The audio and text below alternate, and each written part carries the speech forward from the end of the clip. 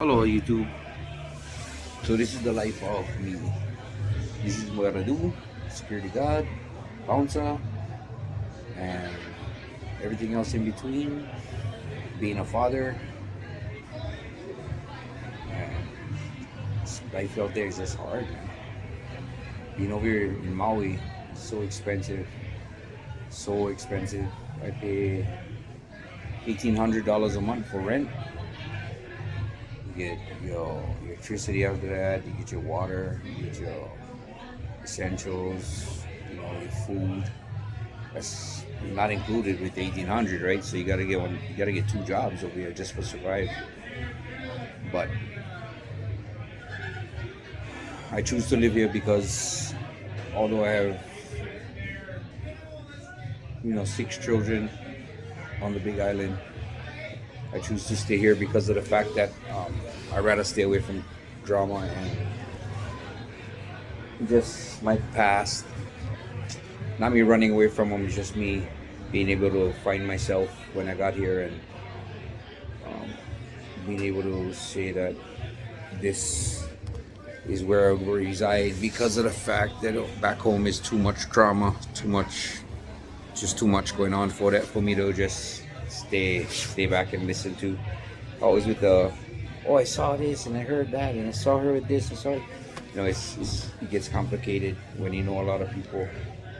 But being here, nobody knows, hardly anybody knows me.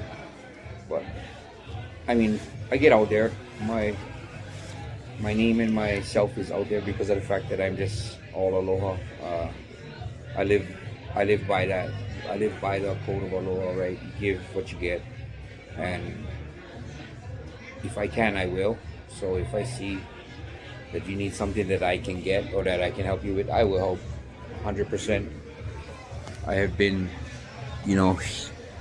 welcomed by this Maui people with open arms.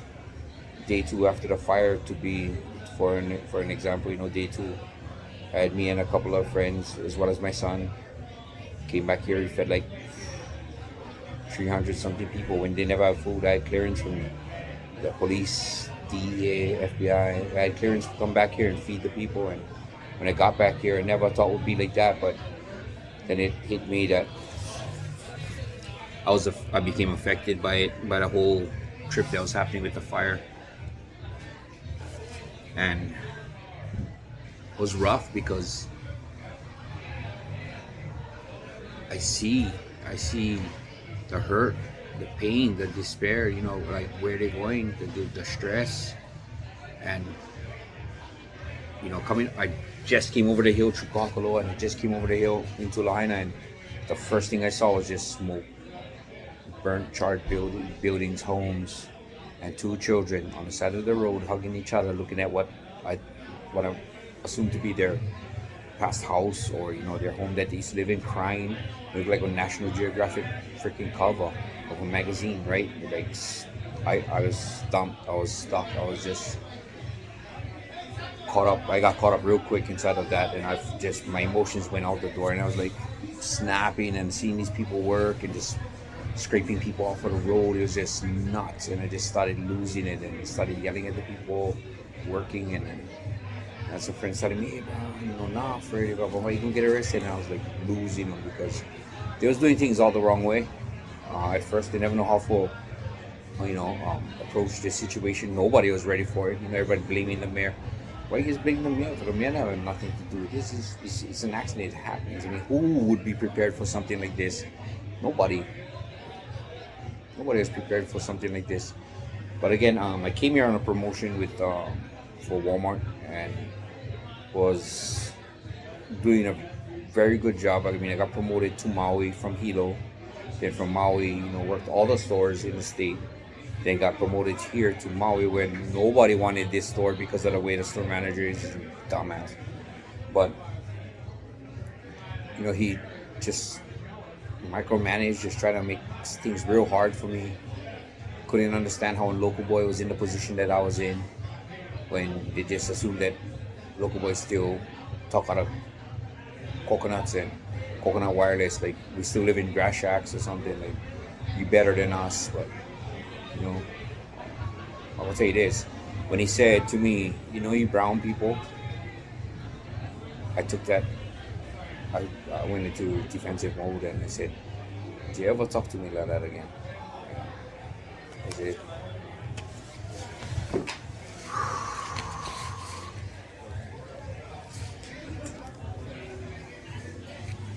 "Rama." So yeah, no. So I just joined a security job. Well, I was working for the past year. We was doing the checkpoints for Lahaina, and had its ups and downs at the company, but I still was given a job, and it was a good job, good paying job. But still, yet my heart and my emotions took over, and seeing these people, every day, everything that they lost, it was kind of rough. It was really rough. I'm all about family, so when I see this, where the family, they don't have any place to go, they don't have nothing left, they don't have anything. They're staying out in the hotels across the street, like this. For the hotels across the street, all mostly filled with displaced people from the fire.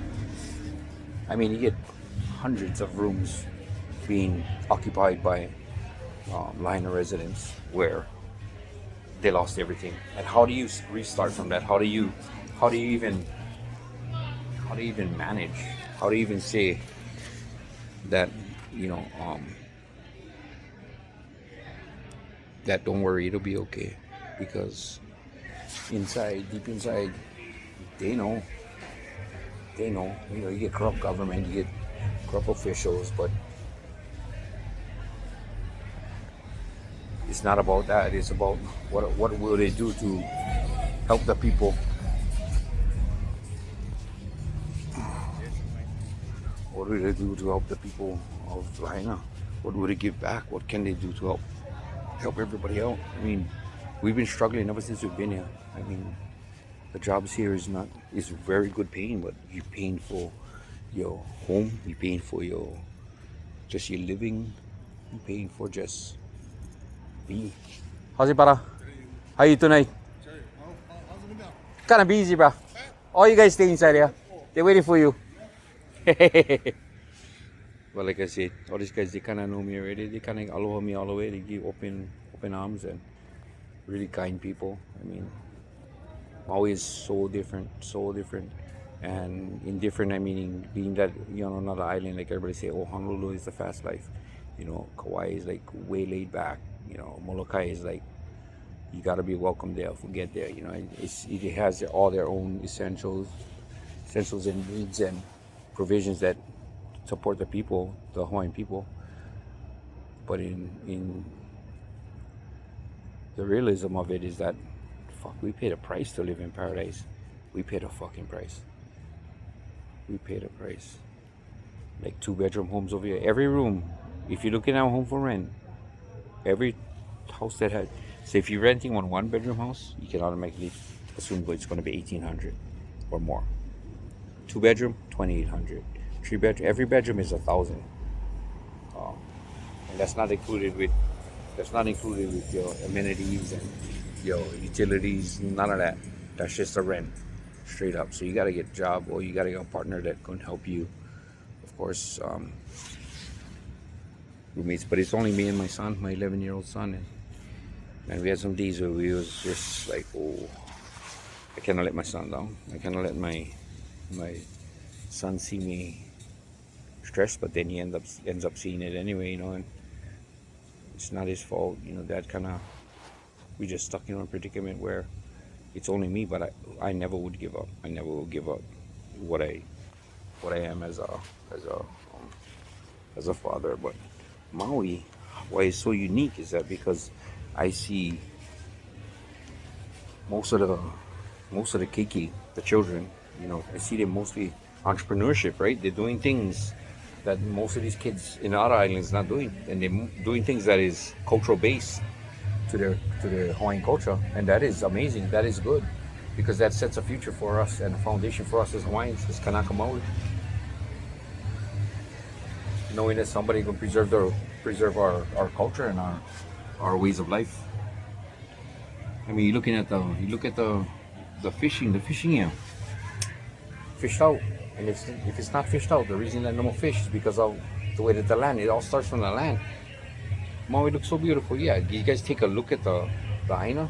When the tourists come, do you guys take a look at what's really happening? Do you take a look at what they're doing to the land? First of all, they're diverting the water. They get the water from the mountain, fresh, clean water, and they divert them. They divert them by piping the water, sending them to the golf courses, to the hotels and resorts, so that they can have nice lawns, nice green grass to golf on, to up their looks on their property, which brings tourists in. But the land is fallow. It's fallow. It's dried up. So what happens when there's a big rain? Big rain come, you get one water flow that take all that silt down, and the silt goes straight to the reef, where it just covers the reef, and then what? Kills the reef. So what happens? The fish move away. They move away to where the water is not contained. Look at Hana. Hana, so much different. All green, the land.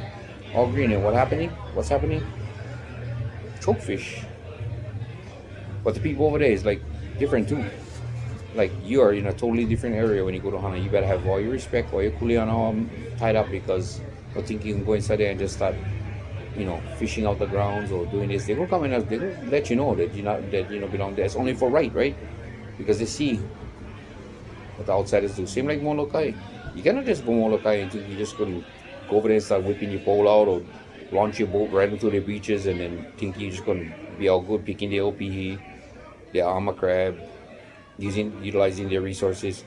As Hawaiians, that was kapu, right? You gotta ask, no matter what it is. You gotta ask. You gotta know. You gotta have that sense of knowing that you gotta respect the land, the ocean, the people. And if you cannot do that, you take enough for you. No need take for sell. These guys that excel. Big Island, 1 gallon OPE. Pocket inside of the gallon. That's limits for all of you that don't know. Pocket inside a gallon. What? 400, 500, 600 at tops. Take that same gallon to Oahu. $1,200. They buying them. So what the guys gonna do? They're gonna rake the Aina. They're gonna rake the rocks. They're gonna start picking all the limpets off, all the OPs, selling them over there to Oahu. Why? They're just trying to survive. That's where you get the money. That's what they're trying to do. But in turn, they're not realizing what the effect that they're causing upon the rocks and the shore. No more for anybody else. They take everything. The big, the small, the black, the yellow. They take them all. You're only supposed to take the yellow ones. And gotta be legal size. When you're talking that kind of money, and you're talking where it's scarce, like Oahu, no more OPE. Oahu, OPE is gone. Why? Look how populated it is. But I tell you something, Oahu get more fish than get on the reef than get in Maui. It starts all with us. And us as Kanaka not taking care of what we're supposed to take care of. We're supposed to fight for that. We're supposed to fight for our water, our why. All our whys. Why is water. Our rivers. It starts from there. If they dam them up and they divert water, who gave them that right? Who gave them that right to go do that? We're going to take 3/4 of the fucking water and we're going to give you people downstream 0.25% for you guys share amongst all you guys. But 3/4 gotta go to here because gotta go feed the golf courses. Because why? Because we need tourism. I'm not against tourism. I am not, because tourism is the economy. Tourism is the economy in Hawaii. We cannot fight that. We cannot say that, you tourists gotta go home. Why? Even when the fire was happening, we had tourism. We had tourists that lost family members too, and we had locals saying, "Oh, you guys got get home. What you guys doing? Go home." And they lost people too. What do you think? They don't want nothing else to do. They don't want families they can go confide in, or go share that tear with, or they don't want nobody. All they get is what they came here for. So what they gonna do? They gotta continue what they're gonna do until they find out what's going on. Now we get 100 and something, maybe 130, 160. I don't know what the count was, but it was way off count because that's what they're saying was confirmed as deceased. But we have way more than that. We have we have bodies that is still unidentified in chill, that is way over the count than what they get. That is all confirmed. The other ones that they don't have confirmed is stacked. Toe tags wide. But again, you can go into politics. It's just like religion. It's a back and forth, ongoing blaming situation and blaming this, blaming that, and that one is better than this one. And no, fact of the matter is, we need to step up and see what we can do. These people in line, they're hurting. They're hurting, yet they're so open to just they I tell you something right now, they're just being calm, cool, and it's a really sensitive situation when you talk to one of the fire victims, or a victim that lost everything. I have friends out here that I made that lost their parents, that lost their whole home, that lost everything they had, but they have their faith in that humanity will be restored. And the way that this guy's bringing them up, and the way that this thing is coming up now, it's exactly what they're saying. They're pushing the locals out of the area. Like, if you know insurance, use us.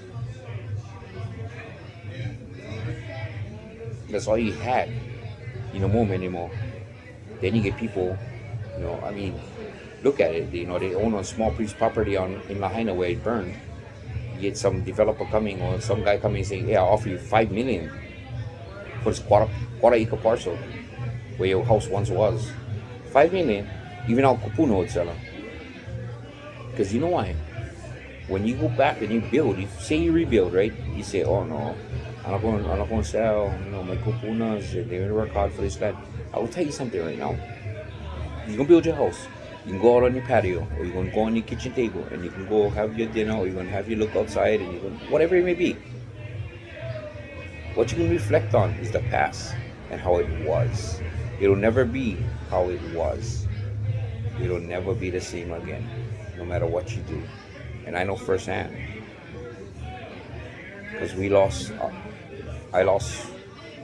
many of us lost our resources back on the Big Island when the lava took our beautiful beaches, our places where we know what fish was in what puka, what time for go, when for go. My kids all surf down there. They all surf and hurt till today. They cry when they go down there. They cannot, no can do nothing. The thing is all sand. It's all blocked off. The lava went out so far it covered the reef where the waves once was very beautiful and very strong. Now it's nothing. Now it's just a big bay and sand. And the fish still there, but just no more the feeling. And that's what I'm saying about Lahaina. No matter what you do, not going to ever come be how it was before. They're thriving. They're bounty with, steady movement. Tourism all day on it, 24/7. Lahaina was booming.